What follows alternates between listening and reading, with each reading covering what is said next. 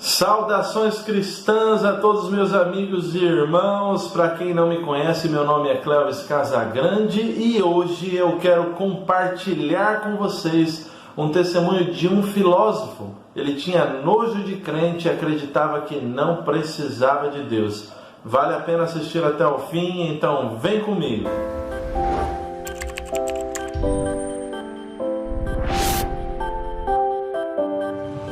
Meu nome é Ricardo Braga, tenho 46 anos, sou professor, empresário, secretário de Cultura da cidade de Olambra e auxilio o pastor Paulo Freire e ele me auxilia agora na questão política.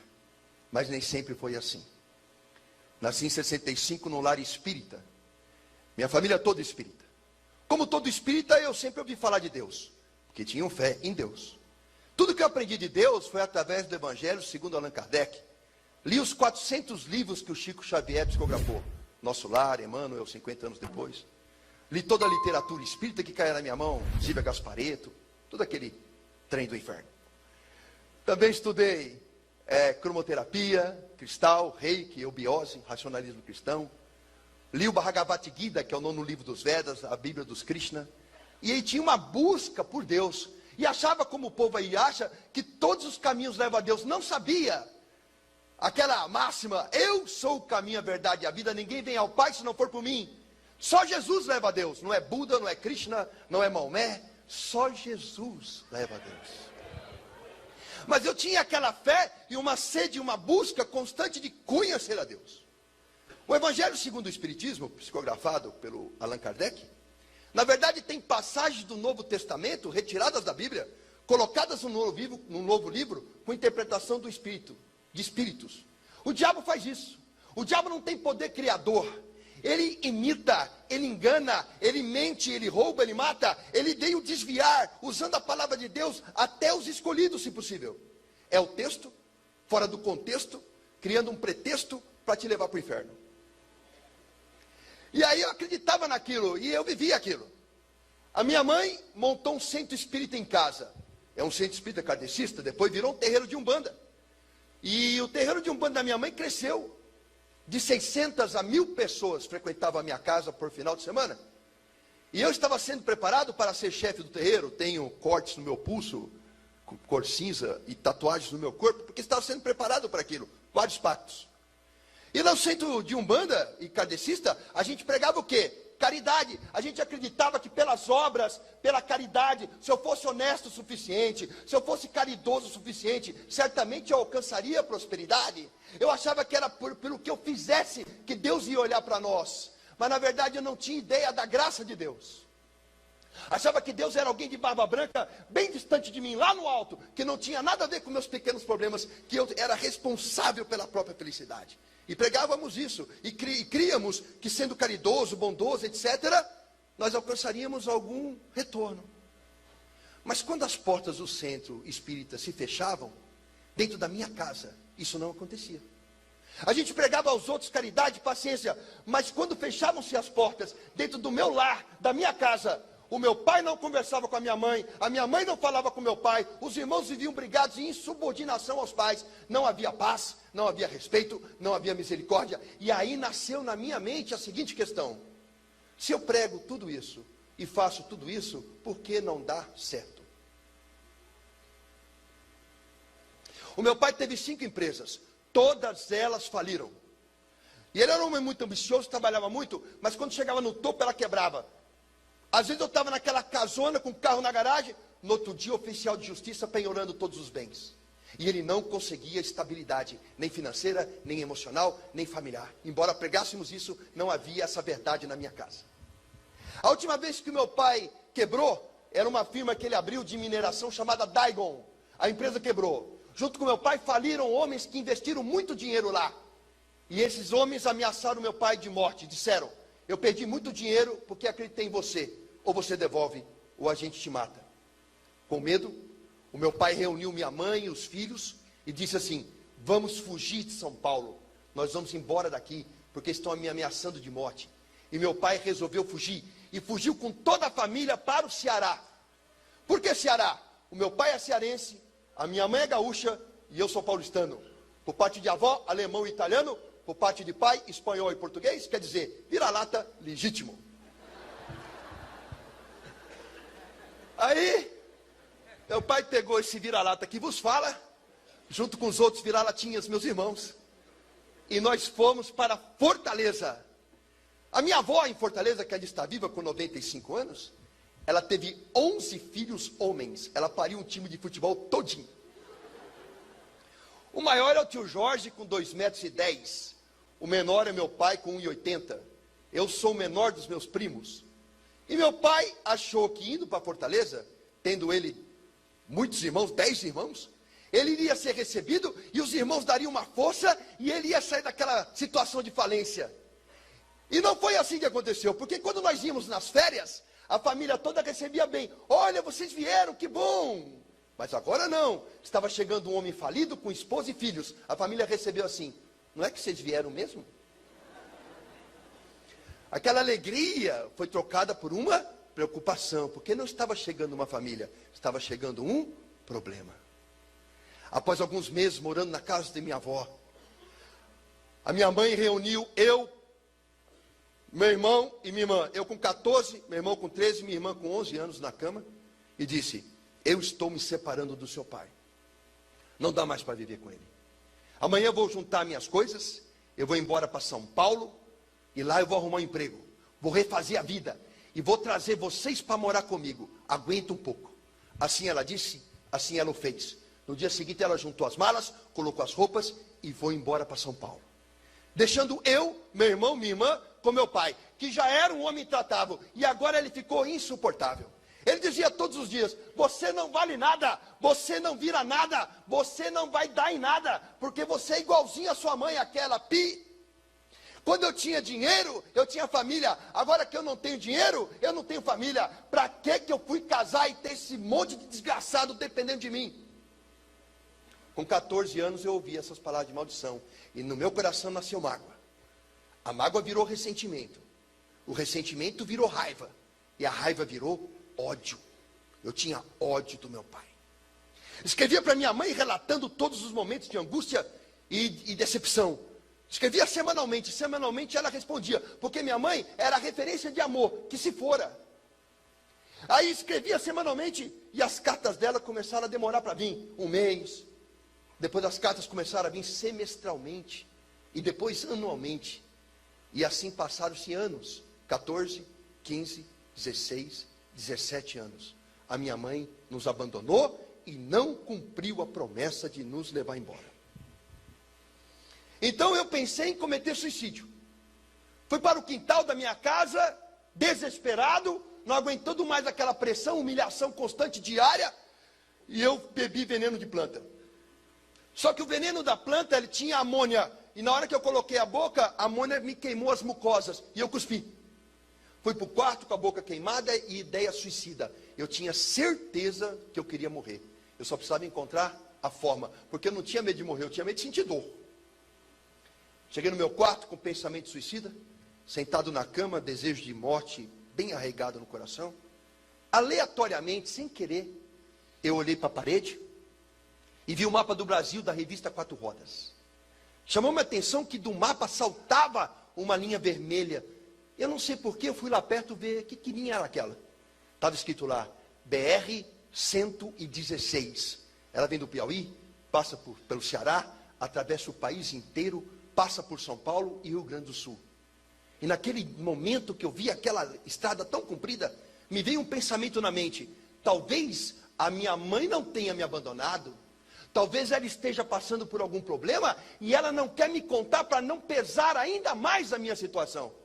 Então o desejo de morrer foi substituído pela vontade de viajar, encontrar a minha mãe, resolver os problemas que estavam pendentes e finalmente trazer meus irmãos e formatar a família de novo. Eu abandonei a ideia de morte e nasceu em mim a ideia de encontrar a minha mãe. E sem nenhum real no bolso, apenas com uma mochila nas costas, eu saí de Fortaleza a pé e atravessei 5 estados brasileiros andando em busca de amor de mãe. Eu sou empresário, secretário de cultura, professor, mas um dia eu fui morador de rua. Saí domingo, depois do Fantástico, com a mochila de roupa e nenhum real no bolso. Eu acreditava naquela época, vejam, eu tenho 46. O menino de 17 anos da minha geração era bem mais inocente do que o menino de 17 anos hoje. Eu saí acreditando que se eu pedisse carona, alguém daria. Se eu precisasse de algo, alguém ajudaria. E assim eu acreditei. Peguei um ônibus, desci na rua 13 de maio, em Fortaleza, e debaixo de uma placa estava escrito assim: São Paulo, 3.500 quilômetros. Eu comecei uma jornada. Caminhei a noite toda pedindo carona, ninguém parou. Quando deu 3:30 da manhã, deitei no acostamento da estrada, usei a mochila como travesseiro. Era a primeira noite que um menino de classe média alta, que nada lhe faltou na vida, ia dormir na rua. Minha primeira noite na rua. Passou o caminhão, o chão tremeu, tive medo, imaginei que se alguém furasse o pneu, talvez procurasse o acostamento, iria passar por cima, não iria me ver. Então, dali do acostamento, fui para o meio do mato e adormeci. 5:30 da manhã, o sol no Nordeste já nasceu, e aquece e brilha, e eu acordei, dormi 2h30 apenas. Caminhei o dia todo sem comer nada, bebendo água em posto de gasolina somente, com fome, mas com vergonha de pedir comida. Caminhei o dia inteiro em jejum, e adormeci a segunda noite, debaixo de um cajueiro, próximo a um posto de gasolina, bem cansado, suado, com fome. Amanheceu a manhã do terceiro dia. Eu já estava um dia e uma noite em jejum, caminhando sem repor as energias. Quando abri os olhos na manhã do terceiro dia, debaixo de um cajueiro, próximo a um posto de gasolina, pela primeira vez na vida, eu tive fome. Meus amados, o que vocês têm não é fome, o que vocês têm é apetite. Estou com vontade de comer algo, isso é apetite. A fome não. A fome é uma necessidade orgânica, é como respirar. Se eu fechar sua boca e o seu nariz com a minha mão, você aguenta alguns minutos, mas logo você vai estar debatendo-se comigo, tentando desafogar. E aí você entra em desespero. A fome é assim também. Eu senti sudorese nas têmporas, as minhas mãos tremiam, tremores nas mãos, sentia ânsia de vômito, vomitava, só saía água, não tinha nada no estômago. Senti fraqueza, sentia que os sentidos iam desaparecer. Com o restinho de força que eu tinha, eu fiquei de pé, me apoiando na árvore, e olhei para o posto de gasolina, e lá estava 3 degraus e a lanchonete. A fome me tirou o nojo, me tirou o pudor, me tirou a vergonha. Eu só tinha fome e desespero, e para comer faria qualquer coisa. Caminhei sentindo que ia perder os sentidos até aquela lanchonete, subi os 3 degraus com muita dificuldade, apoiando-me no balcão, onde haviam caminhoneiros tomando café da manhã. Aquele cheiro de café fresco, aquele cheiro de pão com manteiga na chapa, me avolumou a sensação de fome. Então o moço veio em minha direção e eu disse: moço, estou faminto, estou com muita fome, eu venho de muito longe, eu estou para desmaiar na sua frente. O senhor tem alguma coisa para eu comer? Ele gritou comigo dizendo: essa hora, mal abri, já tem gente pedindo. É o dia todinho, gente pedindo. Oh, meu querido, abri agora, estou atendendo esse povo. Volta outra hora. Quem tem fome, meus amados, não tem outra hora para voltar. Caminhei apoiando-me na parede com a minha mão, sentindo que ia desfalecer. Quando a parede acabou, tinha uma calçada estreita, acompanhando todo aquele corredor do posto, aquela parede comprida, e no meio da calçada, um latão de lixo. De lá saiu o cozinheiro cheio de pratos com resto de comida, provavelmente da janta da noite anterior. E ele jogou aquela comida no lixo. Caminhei até o lixo. Fiz uma concha com a minha camiseta, disputando comida com baratas e formigas. Eu enchi minha camiseta de arroz, de bisteca de porco parcialmente mastigada e tudo que eu encontrei. Dei 6 passos para fora daquela lata de lixo. Sentado no chão de terra, eu, pela primeira vez na vida, um menino de classe média alta, estava revirando lixo para almoçar. Eu comi pouco, porque o meu estômago estava muito pequeno, muito tempo em jejum. O pouquinho que eu comi já deu uma sensação de saciedade. Tive um sono incontrolável. Deitei do lado e dormi por 6 horas consecutivas no chão. Quando eu abri os olhos e acordei, sem que eu fizesse força, de forma inesperada, eu comecei a lembrar das vezes na minha vida em que eu tive alimento e eu nunca agradeci.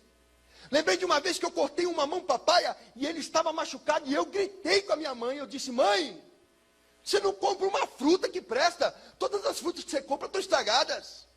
Lembrei uma vez que eu arroz e eu gritei com a minha mãe. Falei, mãe, esse arroz é de ontem. Não dá para fazer um arroz novo. Tem que comer essa porcaria. E eu comecei a chorar. Não porque eu havia comido lixo.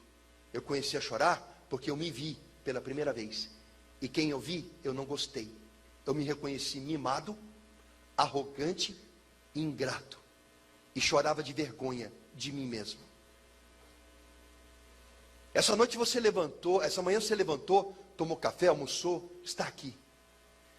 Se você se alimentou, isso é manifestação do amor de Deus pela sua vida. Mas o que Deus tem com isso? Eu comprei minha comida? Eu faço a minha comida? O que Deus tem com isso? Eu sou biólogo, professor de biologia. Tenho mestrado em bioquímica.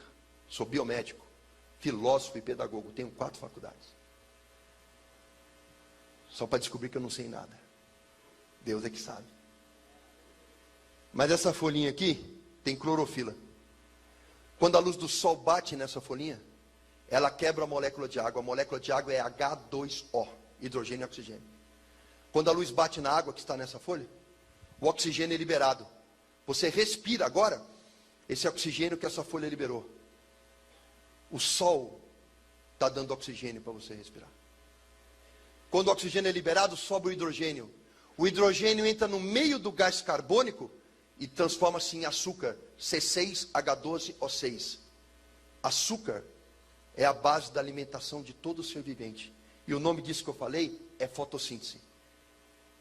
Energia não se cria, energia não se perde, energia se transforma. Deus transforma a luz do sol através de uma folha em pão, em carne, em frango e faz você alimentar essa manhã. Não foi o esforço físico, o teu suor do trabalho que te deu alimento. Foi a bênção que caiu do céu. É a luz do sol transformada em comida. É um milagre da fotossíntese. Você próprio é fruto de um milagre. Deus cuida de você porque você comeu essa manhã. E assim, nós muitas vezes almoçamos, jantamos, damos graças a Deus naquele dia, mas nós devemos, naquele alimento antes de comer, mas nós devemos dar graças a Deus por todo o alimento que nós colocamos na boca. Precisou que eu revirasse uma lata de lixo para entender essa verdade. Muitas coisas aconteceram e o tempo é curto, então vou me prender a 3 coisas. Caminhei muitos dias e muito longe, e dias sem tomar banho, dias e dias sem escovar os dentes. A cada dia que eu passava, eu ia me transformando num morador de rua, cada vez mais sujo. E aí o que acontecia? Ia enfraquecendo. A perna inchava, o tornozelo inchava, o joelho inchava. Cada picada de inseto, cada arranhão de árvore infeccionava. Ia emagrecendo, perdendo peso rapidamente. Nesse estado de coisas, quando eu parava para descansar, nem que fosse 5 minutos, para ficar de pé, tinha um ritual. Eu tinha que ficar de 4, de joelho, me apoiar em alguma coisa, levantava com dores, pernas trêmulas, andava mecanicamente até que a musculatura aquecia, então eu engretava uma marcha automática. Assim eu cheguei no estado da Bahia. E o norte da Bahia, extremamente pobre. Até aquele dia eu encontrava posto de gasolina para pedir comida, ou revirar uma lata de lixo, ou beber água numa torneira. Mas no norte da Bahia, um posto de gasolina era muito distante do outro. 47 graus de temperatura, você via aquele asfalto, aquela fumaça sair do asfalto, transformando a paisagem quase numa miragem. Um calor insuportável, o pé cozinhando no tênis, eu querendo água para beber, e um posto de gasolina muito distante do outro. Seguia aquele asfalto preto, eu subia aquelas colinas, e eu falava, no alto dessa colina eu vou ver um posto, pelo menos para matar minha sede. Mas quando eu chegava lá em cima, eu só via mais asfalto, asfalto, asfalto. Achando que eu ia desfalecer, caminhando, ouvindo apenas o som dos meus passos, ouvi um forró, uma música. E eu pensei, tem música, tem gente. Saí da estrada em direção à música. Caminhei numa bicada no meio do sertão. E lá na frente encontrei uma chácara linda, maravilhosa. Haviam vários carros novos ali. Havia um cheiro de churrasco no ar. Estava havendo uma festa. Cheguei no portão daquela casa, chique, com carro chique, uma festa cheia de gente. Bati palma, toquei campainha, uma senhora apareceu. E eu disse, minha senhora, eu venho de muito longe, estou com muita sede, muita fome. A senhora tem alguma coisa para eu comer e beber? Ela estava segurando um churrasco com uma mão, bebida na outra, e disse, ô meu filho, eu estou dando uma festa, passa outra hora. Dali eu me afastei do portão, dei uns 6 passos para frente, e decidi, não, eu vou insistir. Voltei, toquei a campainha, bati palma, ela olhou para mim, viu que era eu, retornou seu corpo, soltou os cães que vieram latindo ao portão. Fiquei tão desnorteado com aquela situação, que ao invés de retornar pelo caminho da onde eu vim, eu virei à direita e caminhei a esmo, desnorteado. Lá na frente, encontrei uma casa paupérrima, do lado de um cajueiro, uma casa de pau a pique, pau trançado, com barro pisado na parede. Um balanço de pneu, 4 crianças seminuas brincavam ali, debaixo daquela única árvore. Uma casa paupérrima. Parei na porta daquela casa, que era menor do que eu, e abri em 2. Bati palma. Lá dentro apareceu uma senhora, pequenininha. Acho que não tinha nem 1,5 metro. Vestidinho de alça, pés no chão, pano amarrado no cabelo. O rosto dela tinha rugas profundas, como se fosse um papel amassado. Ela tinha a boca desfalcada de dentes, poucos dentes na boca. E ela disse, fala moço. Eu disse, a senhora tem alguma coisa para eu comer e para beber? Eu venho de muito longe, estou com muita fome e muita sede. Para falar a verdade, eu estou para desmaiar na sua porta. Ela falou, entra. Eu passei por uma sala que não tinha piso, era só barro pisado. Na sala também não tinha móveis. Uma cadeira sequer não tinha, apenas redes enroladas e penduradas na parede. Passei pelo único quarto da casa cuja parede não chegava ao teto, que era feito de palha de carnaúba, nem telha tinha. A porta do quarto era uma cortina que corria num barbante. Cheguei à cozinha, onde tinha um único móvel, uma mesa de madeira e 2 bancos tipo de igreja sem encosto. Um fogão a lenha, uma prateleira, única prateleira, com 4 cabaças ali. Essa mulher com alegria, diga comigo, alegria. Ela colocou um prato de aço esmaltado, gasto na minha frente. Me deu uma colher de alumínio na minha mão direita. Ela pegou uma caneca de alumínio amassada, fez um tibum numa água barrenta e salobra, a única água que ela tinha, e deu para eu beber. E com alegria, ela sacudiu as cabaças. Nenhuma fazia barulho. A última fez. Tch, tch.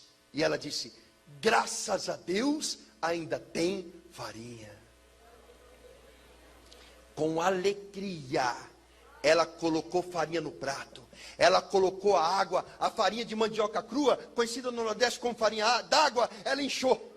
Ela deu a colher de alumínio na minha mão, eu tinha dado, eu peguei aquela colher, aquela farinha. Eu tremi, não conseguia comer, as lágrimas escorriam, e ela dizia, ô meu filho, por que você está chorando? Você não está com fome? Pode comer. Eu disse, como é que eu vou comer a única coisa que a senhora tem para dar para os seus filhos? Ela sorriu com um olhar de ternura que eu nunca vou esquecer, com aquela boca faltando dentes, o sorriso mais lindo que eu já vi na minha vida. E ela disse, pode comer, porque na minha casa, filho de Deus nenhum passa fome. Amanhã, Jesus dá mais. Até aquele dia eu tinha ouvido falar de fé, mas eu nunca tinha visto fé. Hebreus 11 diz que fé é a certeza das coisas que não se veem, a certeza das coisas que se esperam. Obrigado, querido. Isso é fé. Até aquele dia eu tinha ouvido falar de fé, alguém que tem fé, mas eu nunca tinha visto alguém viver a fé. Aquela mulher tinha todas as razões para olhar para as circunstâncias e desanimar. Ela tinha o rosto envelhecido, ela não tinha beleza na sua boca. Ela tinha 4 crianças famintas e seminuas. Ela tinha uma casa paupérrima, construída, quiçá, com a força das suas próprias mãos. Ela era envelhecida, muito envelhecida, antes do tempo. Ela tinha os pés descalços, mas ela tinha uma coisa que a mantinha de pé. Ela tinha algo que mantinha o seu coração aquecido. Ela tinha algo que dava força para levantar cada manhã. Ela não olhava para as circunstâncias, ela se recusava a fazer isso, porque aquele que tem fé não olha para o gigante, olha para Deus. Como que você veio aqui hoje? Desanimado? Será que você entrou pelas portas dessa igreja abatido por um problema? Esse problema não é maior do que o teu Deus. Aquele que olha para o problema, que se prende às circunstâncias, ele é amedrontado, acuado por ela. Mas aquela mulher disse aquela frase: na minha casa, filhos de Deus nenhum passa fome, porque amanhã Jesus dá mais. Portanto, ela tinha os olhos de águia, os olhos dela estavam na fé em Deus, ela tinha um olhar acima dos problemas. E da onde vinha aquela ternura no olho? Da onde vinha aquele sorriso, aquela alegria genuína? Da fé e do Espírito que habitava no corpo dela, aquecendo o seu coração, tirando os olhos dela da circunstância, dizendo: filha, viva pela fé, viva pela fé. Em nome de Jesus. Peguei minha mochila, comi, peguei minha mochila, dei a ela, disse: nenhuma dessas roupas te serve, essa mochila não serve para a senhora, mas a senhora aceita, é a única coisa que eu tenho, a senhora pode vender, pode trocar, faça o que a senhora quiser. Ela aceitou. Saí daquela casa, só com a camiseta, shorts, um tênis que já quase não existia, e voltei para a estrada alimentado. Caminhei muitos quilômetros, passei por muitos lugares. Quando chegou no estado de Minas Gerais, era julho e fazia frio. Numa alta madrugada, a neblina na estrada, uma garoa fina, o frio nos ossos. Eu vi ali uma luz de posto de gasolina neon difusa na neblina. E eu pensei: eu preciso encontrar um lugar para dormir essa noite, porque o frio vai me matar. Caminhei apressado até aquele posto, a chuva engrossou um pouquinho, todo molhado. Eu deitei do lado de uma bomba de combustível, recolhendo meus braços para dentro da camiseta. Quando lá de trás, sem que eu percebesse, veio o vigia do posto e me chutou as costas gritando: pingaiada! Isso é hora de um pinguço vir dormir aqui no posto. Eu não sei se você já tomou um chute nas costas, uma bolada ou caiu. O fato é que quando a gente leva uma pancada nas costas, o ar nos falta, nós não conseguimos respirar. Eu não conseguia responder nada a ele. E ele dizia: olha aí, não consegue nem ficar de pé, não consegue falar, está bêbado. E pisou na minha cabeça, pisou nas minhas costas, chutou minhas costelas. E eu saí com a cara no chão, me arrastando para fugir daquela surra, até depois da marquise do posto, quando ele parou de me bater, porque a chuva havia engrossado. Com o rosto em lama, fui até um pneu de um caminhão, com dores, fome, frio, fiquei de pé. Dei a volta pelo posto de gasolina, lá atrás, pelo meio do mato. Entrei no banheiro, sujo de posto. E do lado de uma privada, cheia de excremento humano, tinha sua descarga quebrada. Peguei papel de enxugar a mão, peguei papel higiênico, coloquei dentro da camiseta para tentar me aquecer. Fechei o ferrolhinho com a mão. Olhei para o teto e comecei a chorar, porque eu lembrei que todos os dias da minha vida eu tinha uma cama, eu tinha um cobertor, e eu tinha um travesseiro, e eu tinha uma família, e eu nunca disse muito obrigado, Deus. Se você tem um colchão para dormir hoje, você agradeça a Deus. Nada contra você ter o melhor colchão, querer a melhor cama, querer a melhor casa, o melhor carro, nada contra, mas tudo contra você não agradecer a Deus pelas coisas que você tem. Porque se você tem algo, isso é manifestação do amor de Deus por você.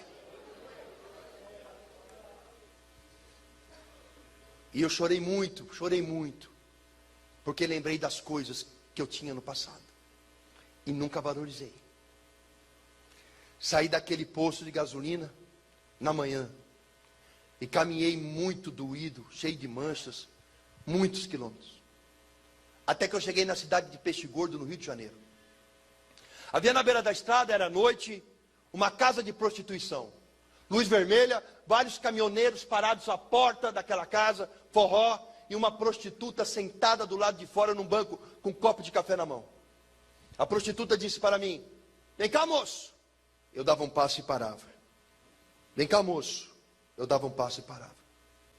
Naquela hora eu percebi que o deserto pelo qual eu estava atravessando havia me transformado em outra pessoa. Talvez você tenha chegado nessa igreja atravessando um deserto da separação, da traição, da falta de recurso, da dívida. Talvez você tenha chegado aqui atravessando o deserto do medo, da depressão, da ansiedade, da angústia, da falta de fé. Não sei por qual deserto você atravessa. Eu sei de uma coisa: o deserto não é só um lugar sem esperança, sem água e sem comida. O deserto também, ele tem a capacidade de roubar de você a identidade. Na Bíblia tem um caso assim. O rei Davi disse: alguém da casa de Saul, que eu ainda posso abençoar. Disseram: ah sim, um príncipe no deserto. O nome dele é Mefibosete, coxo de ambos os pés. O rei Davi mandou buscar Mefibosete. Quando Mefibosete chega à presença do rei Davi, ele diz: quem sou eu, um cão morto, para que tu te lembres de mim? Ele era um príncipe, ele estava no deserto, mas ele não se via como tal, ele se via como um cão morto, porque o deserto lhe roubou a identidade. Talvez o deserto pelo qual você atravessa esteja lhe roubando a identidade. Talvez o diabo esteja mentindo para você, dizendo que você nasceu para dar errado, que nada que você faz prospera. Talvez o diabo esteja mentindo, tentando tirar de você a identidade de príncipe. Quanto vale essa nota? Quanto vale essa nota? Quanto? E agora, quanto vale essa nota? Quanto? Quanto vale essa nota agora? R$100? O deserto faz isso. Ele te amassa, ele te suja, ele te pisa. Mas assim como essa nota para Deus, você não perde valor.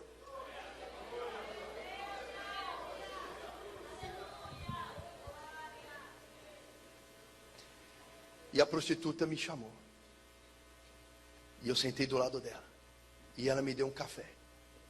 5 minutos que ela conversou comigo, ela disse: você fala bem, você é estudado? Eu estudei nos melhores colégios de São Paulo. Ela falou: o que você está fazendo na rua? Contei a minha história. Ela, com os olhos cheios d'água, ela disse: fica aqui, não sai daqui. E entrou. E eu obedeci. Meia hora depois, ela saiu com o caminhoneiro. Ele abotoava suas calças e disse: quem é o menino? Ela falou: aquele moço ali. E o caminhoneiro disse: vamos para São Paulo. Eu falei: moço, eu não tenho dinheiro para te pagar, nem nada para te oferecer. Ele disse: ela pagou para você. Uma prostituta deu a única coisa que ela tinha, o próprio corpo, para que eu, um desconhecido, tivesse a chance de reencontrar minha mãe. O nome disso é amor. Tem uma prostituta na família de Jesus. O nome dela é Raabe. Tem uma estrangeira na família de Jesus. O nome dela é Ruth. Tem um assassino e adúltero na família de Jesus. O nome dele é Rei Davi. Porque o meu Jesus não faz escolha de pessoas. Nós fazemos, ele não. Aqueles que vivem uma religião são como mestres e fariseus. Eles conhecem a palavra de cabo a rabo, mas não conhecem o Espírito Santo. Eles vivem pela lei e não conhecem a graça. Eles vivem pela ditadura das regras, mas não conhecem o amor. Então eles apontam para o irmão da igreja e dizem: olha aquele lá, se desviou, eu sabia que isso ia acontecer. E julgam a pessoa e afastam mais ela ainda por desamor. Mas aquele que é movido pelo Espírito Santo olha para a pessoa e diz: Jesus não desistiu de você. A Bíblia tem um exemplo assim. 2 pessoas traíram Jesus. 2 pessoas. Uma foi Pedro, traiu ele 3 vezes. E diz a palavra de Deus que quando Jesus estava cuspido, apanhando, sendo socado e julgado por crimes que ele nunca cometeu, Pedro negou ele pela 3ª vez. E diz a palavra de Deus que Jesus olhou para Pedro. E Pedro saiu e chorou amargamente. Judas também traiu Jesus. Mas ao invés de procurar Jesus, Judas foi aos fariseus, deu a moeda para o fariseu e disse: olha, eu me arrependi. O fariseu olhou para Judas e falou: você é culpado de um sangue de um inocente. Judas saiu de lá e se enforcou. O olhar de Jesus salvou Pedro. O olhar do fariseu matou Judas. O olhar de Jesus provocou em Pedro arrependimento, e arrependimento admite perdão. O olhar do fariseu a Judas provocou remorso. O remorso vem carregado de culpa, e a culpa leva à morte. Qual é o olhar que você tem para com seu irmão? É o olhar de Jesus ou é o olhar do fariseu? Se você olhar para o seu irmão com religiosidade, você olha com o olhar de fariseu e leva ele à morte. Morte espiritual, morte material. Mas se você olhar com o olhar de Jesus, esse filho pródigo retornará à casa do Pai, em nome de Jesus.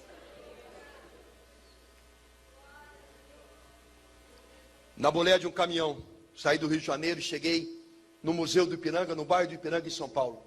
Cheio de alegria, porque eu tinha 17 anos, e com 17 anos, cheio de problemas, eu consegui chegar. E era uma sensação de vitória, porque eu ia em busca de amor de mãe. Cheguei na alta madrugada, tinha lá um cidadão na calçada, eu cerquei, ele desviava, eu disse, moço, calma, eu só quero uma informação. Ele disse, qual é a informação? Eu falei, onde fica o Minhocão? General Olímpio da Silveira, Avenida São João. Ele falou, você está tão longe. Eu falei, o senhor não sabe onde é que eu venho. E assim, de pergunta em pergunta, cheguei no Minhocão, caminhei até o fim dele, cheguei lá embaixo, General Olímpio da Silveira, final do Minhocão, Cardoso de Almeida, achei o prédio do minha avó, conhecia pela fachada, prédio sem elevador, alta madrugada, meti a mão na maçaneta, abriu, sem porteiro, segundo andar, apartamento 21, toquei campainha várias vezes, a luz de fora acendeu, minha avó olhou pelo olho mágico, não sabia que era eu, não me reconheceu, tinha que falar o nome da família todinha para ela saber que era eu. Aí a minha avó, sabe o que ela fez? Ela abriu a porta e ela não olhou para nada. Ela me abraçou e me beijou. Como estão sendo tratados os idosos na sua casa? Um dia, nossos heróis envelhecem. Quando nós temos 8 anos de idade e uma mão grande e larga de um pai segura a nossa, a gente sente aquela segurança de que nada vai acontecer porque tem aquela proteção. Mas um dia essas mãos vão ficar assim, ó, trêmulas. Elas vão ter rugas e manchas. Aquele homem vigoroso que aos 40, 50, 60 anos batalhava tanto pelo pão de cada dia, vai andar assim, ó. Ele não sabe nada de iPad, de iPod, ele não se interessa por essas coisas. Ele quer ver o programinha de televisão dele, ele quer ter o tempo dele. Ele repete as coisas porque não lembra nem do que ele acabou de dizer. Reclama e geme o tempo todo. E nós, porque não estamos acostumados a ver nossos heróis fracos, porque achamos que eles estão fracos, embora eles não estejam, nós deixamos de visitá-los. Nós abandonamos pai, mãe, avô e avó ao esquecimento. Quando alguém lembra de um idoso na casa, é no dia de festa, vai lá, pega ele, leva, põe ele no canto da mesa e ninguém conversa com ele, afinal de contas fala devagar. Repete, tem assunto que não me interessa. Alguém lembra, fala lá, avó, o que você comeu? Você quer um prato de comida? Alguém faz um prato de comida, dá para a avó. E a avó fica contemplando 4, 5 gerações que vieram dela. A coluna da casa está abandonada no seio da família. Mas se algum dia acontecer com você de você perder tudo, de você ficar sujo, doente, miserável, é naquele corpo alquebrado e dolorido, naquelas mãos trêmulas que abrigam o mesmo espírito que te pegou no colo no primeiro dia de vida, que você vai encontrar a força e o amor para ficar de pé. Porque minha avó não olhou para a minha sujeira, minha avó não olhou para a minha miséria, minha avó não olhou para os meus problemas, a minha avó só me abraçou e beijou. Como estão sendo tratados os idosos na sua casa? Eles merecem um lugar de honra. E não é uma opção, é uma ordem. Amarás o Senhor teu pai e tua mãe, para que teus dias sejam prósperos na terra. É um mandamento. Minha avó mandou eu tomar banho, e eu fui. E eu cheguei no banheiro e tirei a roupa. E pela primeira vez me vi nu. Não enxergava a cor da minha pele. Eram placas e placas de fuligem, de gordura. Olhava para o meu cabelo empastado, comprido. Ô, Gustavo, olhava lá, meu cabelo empastado e comprido. Olhei meus dentes no espelho, eu não enxergava a divisão entre eles. Passava a língua, era uma crosta. Fui fazer xixi, saiu sangue. Abri o chuveiro, aquela água quente, o primeiro banho, quente. Aquela água quente caía, ela não me esquentava só a pele, mas me esquentava os ossos. Fazia o sabonete no corpo, fazia pouca espuma, tamanha era a sujeira. O mesmo com o shampoo, saía aquela água preta pelo ralo. Eu apoiei as mãos na parede e chorei, porque todos os dias da minha vida eu tive um banho quente e eu nunca disse muito obrigado. Nunca. Saí do banheiro com o pijama emprestado do vô. Fui até a cozinha, era alta madrugada, minha avó não fazia comida há muito tempo, ela comia de marmita do restaurante. E ela fez o quê? Umas torradas com queijo, e orégano, e azeite, e fez um todão quente. Eu comi aquela torrada e aquele toddy, comi pouco, porque o estômago estava apertado. Mas nunca na minha vida eu comi comida tão gostosa. Sabe, meus amados, eu como com empresários, nos melhores restaurantes. Muitas vezes eu estou em Brasília, várias vezes ao lado do pastor Paulo. E quando eu saio com deputados para almoçar, às vezes em restaurantes chiques, eu como comidas caras e finas. Mas nunca na minha vida eu comi, nem vou comer nada mais gostoso que aquela torradinha, aquele todão.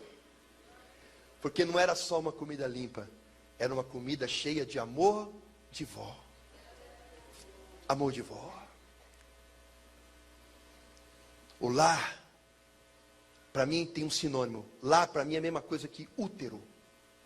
É um lugar em que você se protege, é um lugar de acalanto, é um lugar de descanso. E muitas vezes é o lugar que nós mais manifestamos a nossa ira.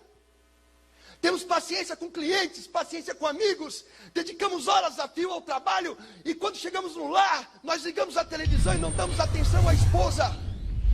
Nós não olhamos um filho que cresce, porque nossos olhos estão sedentos de uma novela, e nós não olhamos para o lado.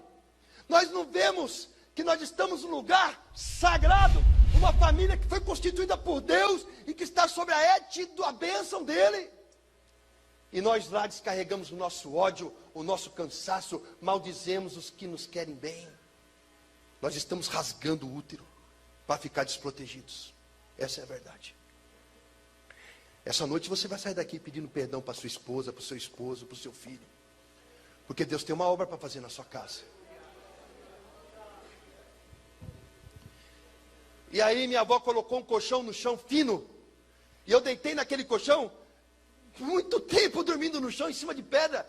Quando eu deitei naquele colchãozinho fino, parecia que meu corpo não parava mais de afundar. Olhei para o teto e pensei, hoje não chove na minha cabeça. Dormi profundamente, seguro. Quando abri os olhos de manhã, minha mãe estava sentada no sofá, olhando para mim. Pulei nela, abracei, agarrei, beijei, quase sufoquei. Choramos juntos, soluçamos juntos. E ela disse, meu filho, por que você fez essa loucura?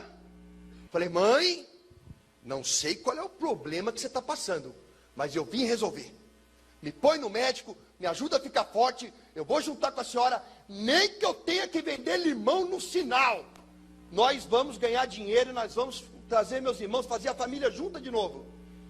E ela olhou para mim e falou, filho, não estou passando por problema nenhum não. Só que eu casei de novo. E o homem com quem eu casei não quer que você more comigo. Minha mãe estava me rejeitando pela segunda vez. Só que essa vez doeu mais. Porque eu arrisquei a vida para ouvir que eu não podia ser amado.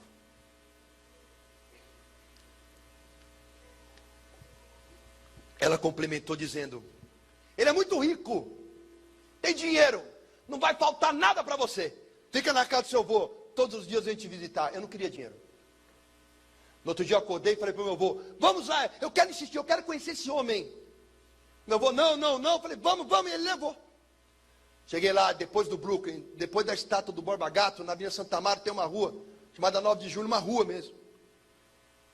Aí cheguei lá, subi o prédio com meu avô, toquei a campainha, Lineu Spalato abriu a porta. Viu meu avô, deduziu quem eu era, falou, você é o filho da Nilda? Eu falei, sou eu mesmo, o senhor casou com a minha mãe, e eu vim aqui lhe fazer um pedido. O senhor não me conhece, e o senhor não deixou eu morar com a minha mãe. Eu vou te fazer um pedido, deixa eu morar um mês com você. Se eu atrapalhar, você me manda embora. Se eu não atrapalhar, não me tira da minha mãe. Ele disse, não, eu tenho muito dinheiro. Fica na casa do seu avô, nada vai te faltar. Rejeitado pelo padrasto, desci com meu avô até a calçada, esperando um táxi, fiquei meditando na vida. Aí eu falei para o vovô, é possível ser feliz? Meu avô falou, é. O que é preciso para ser feliz? Ele falou, um bom diploma, um bom emprego, e uma mulher que te ama, você vai ser feliz.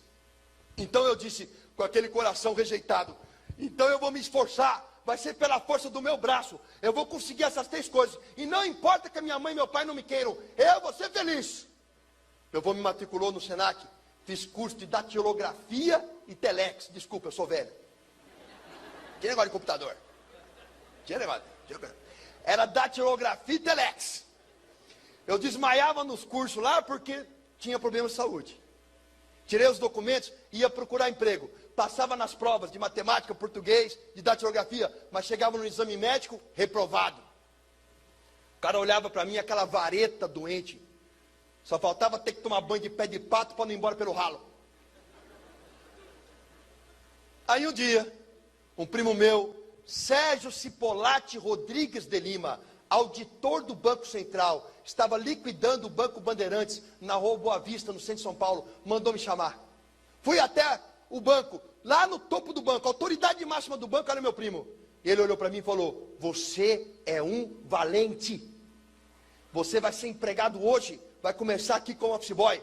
Falei: Sérgio, eu não vou passar no exame médico. Ele falou: vai sim, que aqui manda aqui sou eu. Aí eu fui lá, fiz todos os testes, chegou no exame médico, morri de medo. O médico analisou, na época tinha um tal do Viva Voz, eu sou velho, né? Viva Voz. Aí ele tocou assim, eu ouvi a voz do meu primo, o médico falando assim: doutor Sérgio, o Ricardo não tem condição de trabalhar. Ele tem infecção urinária, ele tem infecção no rim, ele tem vermes no intestino, ele tem um zoológico no intestino. Ele tem suspeita de diabetes e está muito abaixo do peso, ele não tem condição física. Tirou o dedão, veio a voz do meu primo de lá para cá: ou você contrata ele, ou eu demito você. E assim eu fui contratado. Uma leve pressãozinha. Primeiro dia de serviço, afastado para tratamento médico. Fiquei 6 meses recebendo salário sem trabalhar. Depois de 6 meses, eu voltei para o banco. Estava gordo, estava disposto. Falei: agora vai, quem me segura? Com aquela voz do meu avô: um bom emprego, um bom diploma e uma boa mulher que te ama. Eu vou ser feliz. Comecei emprego com office boy, deu o melhor de mim. 3 meses de banco, fui promovido chefe dos boy. Aí eu virei auxiliar de escritório A, auxiliar de escritório B, chefe do departamento de cobrança e depois de 4 anos, gerente do banco. Nesse ínterim, prestei vestibular, entrei na USP para fazer filosofia. Por que filosofia? Porque o curso era 1 para 1. Falei: esse aí eu não entendi de eu não passar. Legal foi quando eu me formei, né? Falando com meus parentes lá no Ceará: ô, entrei na USP. O quê? Medicina? Não. Direito? Não. Engenharia? Não. Entrou no quê? Filosofia. Silêncio. Vai trabalhar no quê? O que eu vou falar para meus amigos? Teu sobrinho faz? Pensa. Aí eu fiz a filosofia. E aí, em 4 anos, eu tinha um apartamento, eu tinha um diploma da USP, eu tinha um bom emprego e tinha conhecido uma moça, Isildinha Aparecida Machado, 8 anos mais velha que eu, bióloga da Unicamp. E eu tinha uma mulher que me amava. Eu não tinha felicidade. O meu avô estava errado. O meu casamento era uma desgraça, porque eu era um homem extremamente ciumento, extremamente nervoso. Porque todo homem que foi rejeitado, todo cara que é inseguro, ele se defende na agressividade. A Isildinha não aguentou. Depois de 4 anos de casamento, conseguido as 3 coisas que o meu avô falou, e não sendo feliz, ela desistiu de mim. E ela disse: eu vou me separar de você. Só que está perto do Natal. Vamos esperar o Natal e o Ano Novo, para depois anunciar às famílias que já gostam de ambos, que nós terminamos. Eu com o coração doído, pensando: eu não posso perder essa mulher, mas da boca está fora, já vai tarde. A fila anda. Orgulhoso, orgulho. E assim, no Natal, na casa do meu sogro, recebi um telefonema. O meu sogro branco, sem sangue na face, catou o telefone branco, entregou para mim: é melhor você ouvir. Peguei o telefone e falei: alô, era o meu tio em Fortaleza, dizendo que o meu irmão, que ficou lá, Marcelo Lima Braga, havia se suicidado.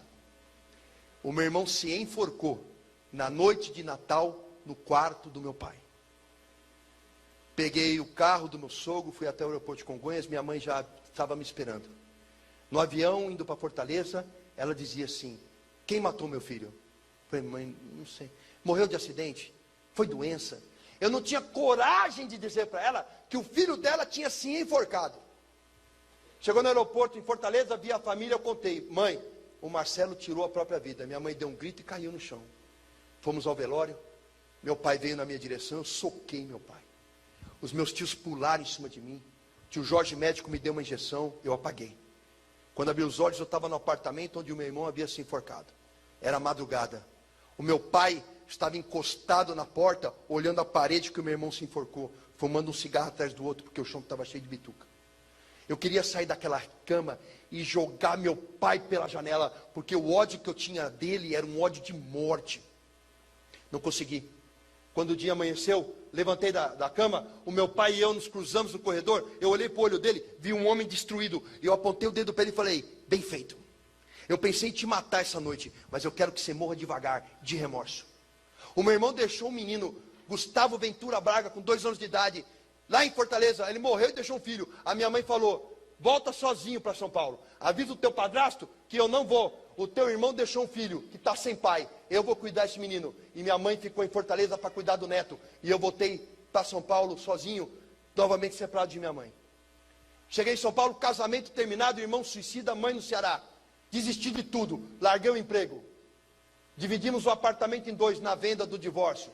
Peguei todo o dinheiro que tinha e trocava a noite pelo dia. Nas noites de São Paulo, sem trabalhar, vivia de uísque e cerveja nas boates de prostituição. Trocava a noite pelo dia. A minha esperança era que alguém, numa briga de bar, desse uma facada em mim, desse um tiro em mim. E assim passaram anos, 2, 3 anos, até que um dia no Bexiga, no Café Piu Piu, tomando cerveja num bar, uma namorada minha da época, Mariana Melilo Sauer, médica infectologista do Hospital do Servidor Público, na época estudante de medicina, fazia medicina na Fundação ABC. Ela chegou até meu ouvido e disse: seu pai infartou, morreu. Eu levantei um brinde na mesa com um copo de cerveja na mão e disse: vamos brindar. Todo mundo brindou comigo. Estão brindando a quê? Eu falei: a morte de um desgraçado. Esse era o meu coração. Resolvi abandonar tudo, largar São Paulo, largar tudo, largar a namorada também. Porque quem está no mundo pensa assim: está com problema no casamento? Troca de mulher. Está com problema no emprego? Arruma 10 empregos. Ora, se o problema está dentro de você, para onde você for, você leva consigo. Problemas não servem para você fugir dele, serve para você enfrentá-los. Prestei vestibular, porque eu tinha uma boa base de estudo. Entrei na Unicamp no curso de biologia, sem um tostão, quebrado, destruído, acreditando que eu devia morrer. Fui morar na moradia de estudante, que é de graça. Peguei a bolsa do Vale Alimentação, que a Unicamp dá para quem não tem dinheiro para comprar comida, para comer no bandejão. Peguei uma bolsa de emprego, para ganhar um salário mínimo, trabalhando por semana na Unicamp. Fazendo biologia, com 6 meses de curso. Arrumei emprego de professor no COC. Professor estagiário. Passei 6 meses dando aula, os alunos fizeram abaixinado para me contratar como professor definitivo. Virei professor de cursinho. Salário, 14 mil reais por mês. Dando aula onde? Campinas, Franca, Ribeirão, Vinhedo. Total de alunos que eu dava aula por ano, 5 mil. Entrava em sala de aula com 300 alunos para dar aula. Fiquei famoso. Os alunos adoram o professor, exaltam o professor. Eu tinha um belo salário, aluguei uma bela casa, comprei um belo carro, ia viajar, gastava 6 mil reais por mês em uísque. Saía com todas as alunas que me dessem mole. E são muitas. Porque a aluna dá mole para professor, pode ser bonito, feio, baixo, alto, não se interessa. E eu tinha tudo que o mundo diz, que se você tiver, você vai ser feliz. Eu tinha fama, eu tinha dinheiro, eu tinha bom uísque, eu tinha bens materiais, eu tinha as mulheres mais lindas que eu conseguia encontrar, e eu só não tinha alegria. O mundo mente aí fora para o povo, dizendo: se conseguir as coisas vai ser feliz. Só quem é capaz de curar um coração e preencher um espaço é Jesus. E assim a minha vida começou a ser transformada. Porque num dia na Unicamp, bêbado, com os pés em cima de uma caixa de cerveja, de calção sem camisa, com as minhas tatuagens expostas, numa mesa cheia de médicos e biólogos, passa uma crente, uma filha de Deus Altíssimo, uma evangélica que veio do encontro com o Senhor Jesus. Ela não tinha uma Bíblia debaixo do braço, ela não pregou a palavra para mim, ela só passou. E ela estava tão cheia do Espírito, que quando ela olhou para mim, o meu olhar cruzou com o dela segundos.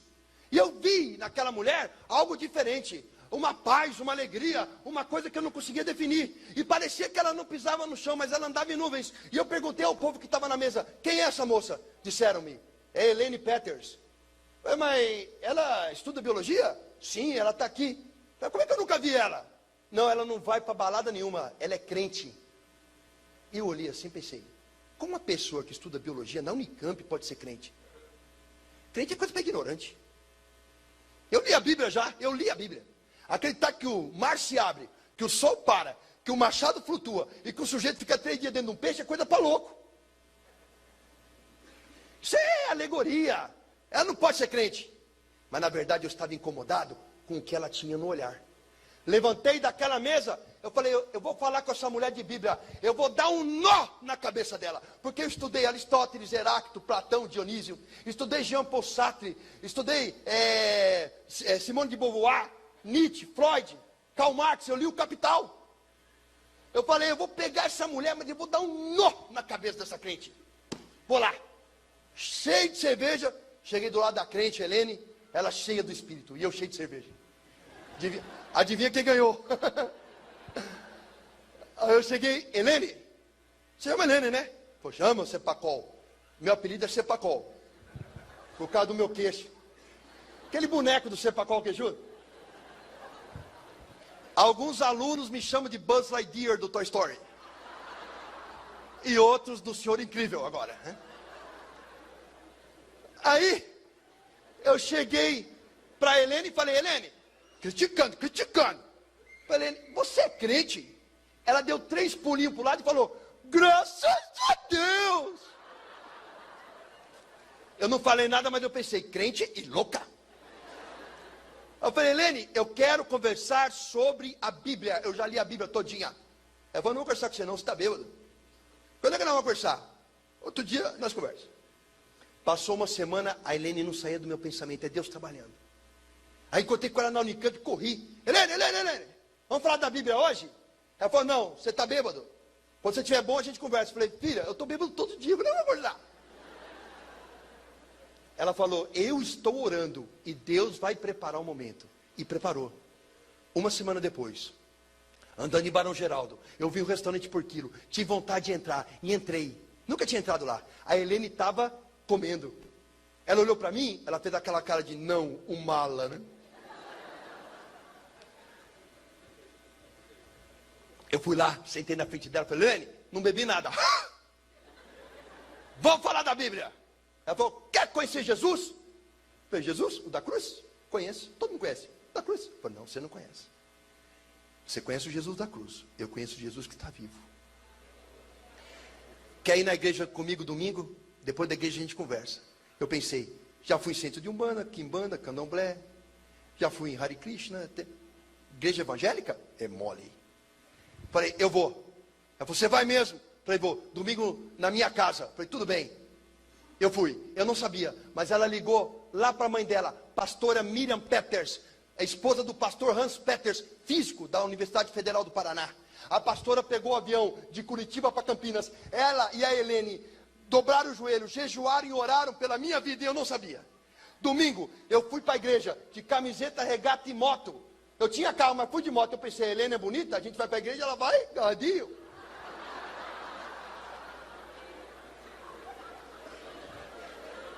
Esse era o meu coração. Aí quando cheguei na casa da Helene, toquei a campainha, quem apareceu lá? A Helene? Não, a mãe dela.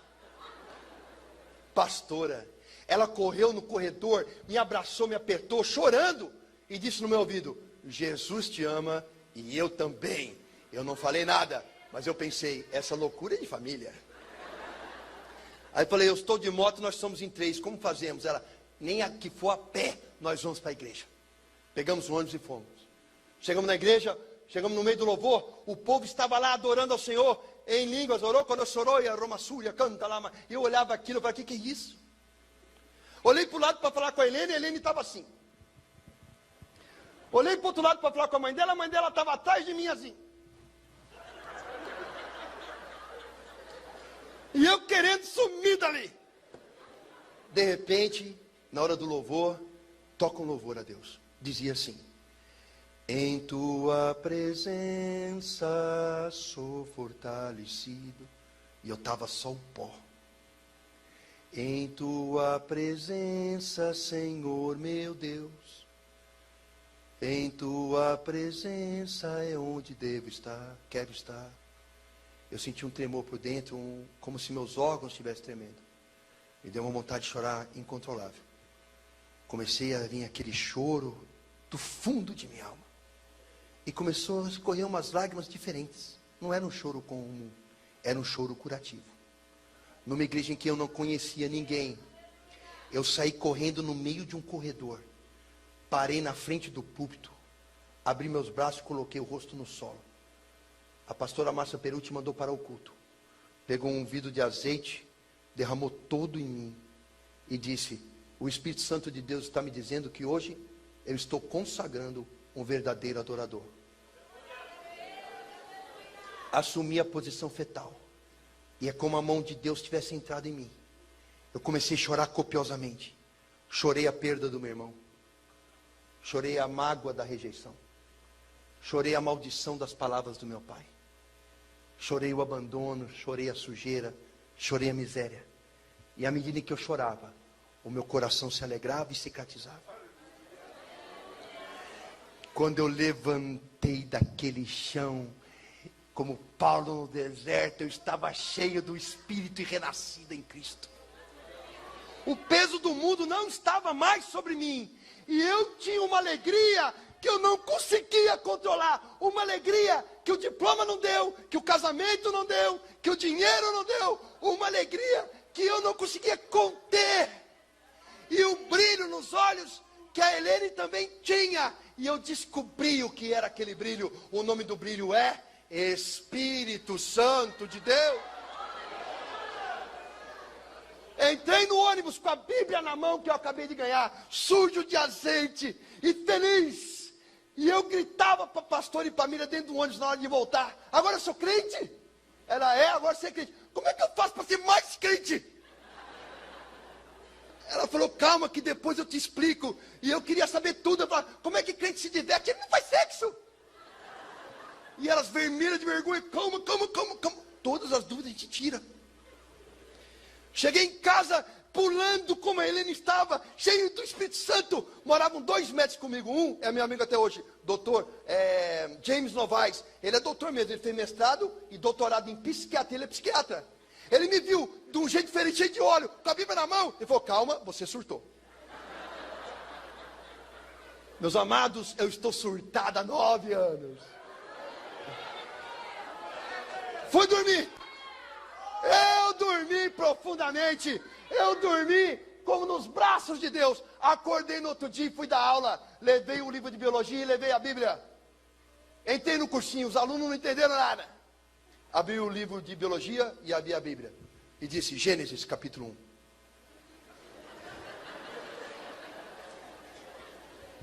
E a terra é vazia e sem forma. Biologia. No começo a terra era um conglomerado de gases tóxicos, unidos por um centro de gravidade, vazia de vida e sem forma. A Bíblia está certa. Gênesis capítulo 1. E a água saiu do solo na forma de vapor. Biologia, até hoje é assim. De tudo que o vulcão cospe, 10% é vapor d'água. Gênesis. E Deus criou as ervas do campo e depois os seres vivos. Biologia. Quem faz fotossíntese, as ervas do campo, sustentam todos que respiram e fermentam os outros seres vivos. A Bíblia está certa. Gênesis. E Deus criou o homem do barro. Biologia. Carbono, hidrogênio, nitrogênio e oxigênio. Formaram a primeira molécula orgânica, um ácido nucleico, em meio aquoso no barro. A Bíblia está certa. Levantei a Bíblia numa sala de aula com 300 alunos e disse: se ele está certo no começo, ele está certo no final. Vamos baixar a cabeça e se arrepender, porque Cristo vive.